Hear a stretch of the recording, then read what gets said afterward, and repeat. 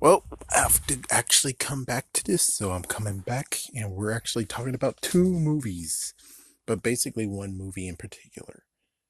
I'm coming back to actually talk about Solo, a Star Wars story. Now, lots of people actually hated the movie, and I finally actually got to see the movie, and I don't think that was actually bad. It was pretty interesting, and it was a good story. The only messed up part is just like with Rogue One, where it's like, from the original trilogy on forward that a few characters are going to get killed and a few characters you're not going to see again. That's the sad part about definitely Rogue One. And let me just talk about Rogue One for 1 second before I start with Solo. Rogue One was a magnificent movie. It just sucks that it's kind of like what happened with Halo Reach.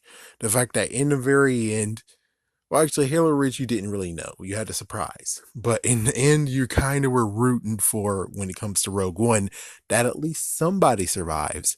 And of course, you can figure as much as you can think is that everyone's going to die. There's no new storylines for any of the people in Rogue One.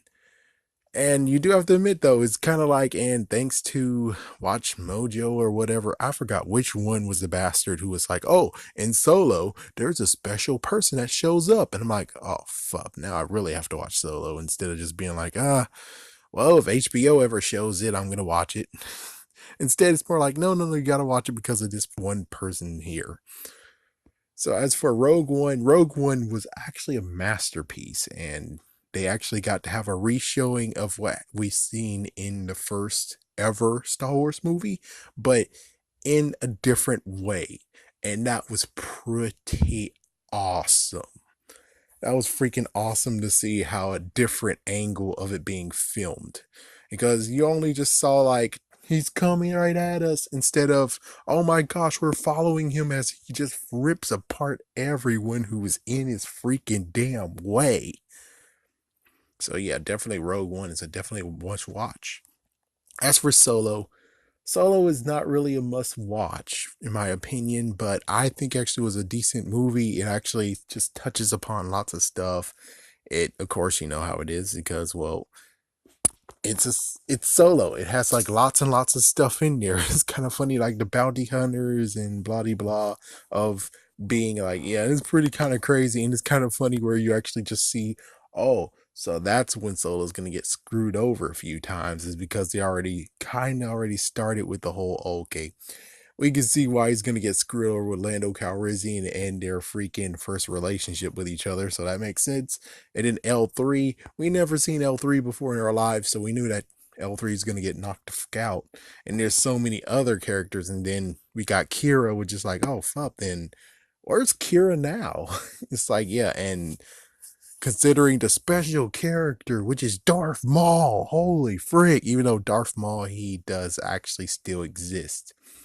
For people who don't know, when it comes to animated canon, he survived and now he has robotic legs, and I think he was somewhat in the Clone Wars, and then you definitely saw him in, of course, Star Wars Rebels, and it's like, holy frick.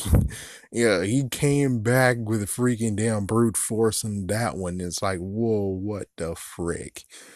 Now, an interesting part is that they decided to actually give him the Inquisitor freaking saber blade. So it's like, huh. So they decided to a little bit retcon, but not really.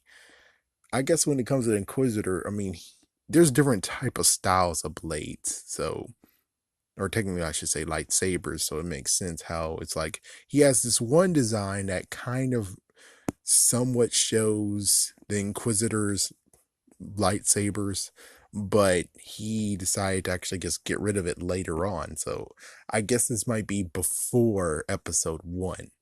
And apparently he is a head honcho, which is pretty good because previously what we've seen of Darth Maul was that, oh, Darth Maul is working for the secret person who turns out to be Palpatine. And it's like, oh, well, he was very, very good, but he just seemed like a lieutenant, just someone who's like, oh, frig, he's too good. And it's like, oh, frig. And then when it gets finally to the point, it's like, oh, frig, Qui-Gon got killed, but Obi-Wan Kenobi took him out. And it's like, he was a big deal, but they made him an even bigger deal now. Just the fact of he actually had his own ring and was actually controlling something himself, which that's a good idea. I'm glad he actually had something instead of just this. And it's kind of funny now where it's like, oh, how the mighty have fallen. You went from having something very, very popular before episode one, and then Palpatine just made you that, and then here you are without anything, supremely without anything, and not even with your legs. It's like, damn, you just fell, didn't you? You just fell horribly bad. And it's like, dang, man, Darth Maul's freaking story kind of is bad. Of course, we got the Millennium Falcon and how that got involved, and it's pretty cool, crazy that, oh yeah, the first satellite we ever seen in Star Wars, it turns out no, that's the second satellite he fixed, and then the one we got taken away in the recent movies, or actually no, like the later movies, that one got replaced too. So now we're on the third one. Just thinking, and also have to pet the freaking thing like a cat. But yeah, I mean, for me personally, it's like I see what people were saying. It turns out that the critics actually said gave it 70%, but everyone was booing it, saying, "Oh my gosh, how horrible, how rugged, how piece of crap this movie is." Which I'm like, it's not that bad. It could have been better. I mean, they could have actually had more Western style. I guess they could have actually got George Lucas somehow and be like, hey, George Lucas, if you ever would actually make a solo movie, what would you put in it? And maybe even try to secretly get him to write a script or at least a layout of a few scenes. And then there you go. I mean, it's not that hard. It's like everyone always thinks it's hard to actually go to the writers and stuff. It's like, oh, the guy's the original Jumanji. I bet you had multiple of ideas that you wanted to put in a movie that got canned. It's like, oh, well, why don't you tell us the new writers what you would have put in the movie? And it's like you could actually put nods in there of ooh, Easter eggs, and they don't do it. There's just so many things of where it's like you guys could do this one simple thing and you don't do it. Like for instance, when it comes to Child's Play, they could easily actually be like, "Oh, you originally wanted to call it Batteries Not Required or Batteries Not Included," even though that was a movie that someone else actually took that idea already. It's like, well, you could actually now use it now. I mean, maybe the next sequel could be Child's Play 2, batteries not included. And it's like, even though it's like no brainer, but it's like this time it's like, oh, frig, there is no battery. It's like, well, what's driving him? It's like, that would be something interesting, right? But the Solo movie, I actually think it's not that bad of a movie. It doesn't deserve to be booed or not even taken home or anything. I actually think it is a good one. It's like, it's one of the ones that's like, once upon a time, you always had Star Wars show up on Thanksgiving, the first original trilogy, because well, Fox owned the rights to that back then. And it's like that was pretty cool. You got the sequels, but the sequels kind of sort of fits in Thanksgiving, but not really.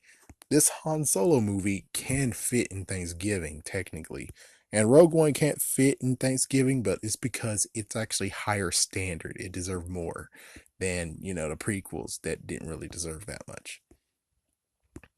But for me personally, I think the Solo movie actually was a good movie. It was a decent movie, and it doesn't deserve to get booed off stage and crap. It's just that it's a different take. It's a different feel than Star Wars because it's about Solo, his rise to actually getting to where we've kind of seen him, and they established that. As for everyone else who's crying and whining about, oh my gosh, it doesn't fit in Star Wars, oh my gosh, this and that, it's like, well, if they would have done their homework and also if there was books that was Han Solo based, then maybe they could have done their homework then and then took from that and then there you go. But then of course you know what's gonna happen. Many freaking writers who made those books in the first place will be like, oh my gosh, you used our content. Oh my gosh, we're gonna sue your ass. And it's like, well, that's another reason why you couldn't really do that, because they could take ideas from it, but they couldn't exactly take straight up from it, because then the bastards who wrote it and published it will get pissed off. And Unless you actually are fans who are like, shut the hell up, we want to see this book turn into a movie, or all these books and get aspects of those books into movies. It's like you guys should have went and attacked them instead of actually just being like, oh, this movie sucks, oh frick this movie. But at least it's not as bad as what happened to Fantastic Four, of course. It's like at least you guys didn't go that hardcore. But this movie was decent. I just hope that they won't actually get to the point of where like, oh well, since this movie didn't do as much as we really want to, we're just gonna have to cancel the Boba Fett movie. I'm like, no, no, no, no, no, no, no, no, no, no, no. This was an interesting take. I'm fine with this movie. And I really hope no idiots out there who are like, oh my gosh, this movie's so horrible, it sucks, oh my gosh, I don't like it. It's like, hopefully you guys won't be stupid enough to actually screw up everything else. I mean, don't be the writers from 2009, which they're totally dumbasses. Watch 2007, 2006, the writers were dumbasses and got freaking Magneto Origins canceled. And yeah, we got Wolverine, but also they wanted to try to do Wolverine. They wanted to do Storm. They wanted to do one extra character. Might have been Jean Grey. Not sure, but I'm just saying they had four origins lined up. And because of the freaking writers, one origin got wrote into another movie, and we got X-Men Origins. Wolverine, and whoa, we saw how that played out. So please don't be like those guys where they're completely stupid and they actually were just completely stupid. Just allow this movie to actually get a little bit of a thumbs up saying it's a decent movie. It kind of deserves to be watched. It has some funny nods and everything. And then allow Boba Fett to have his movie.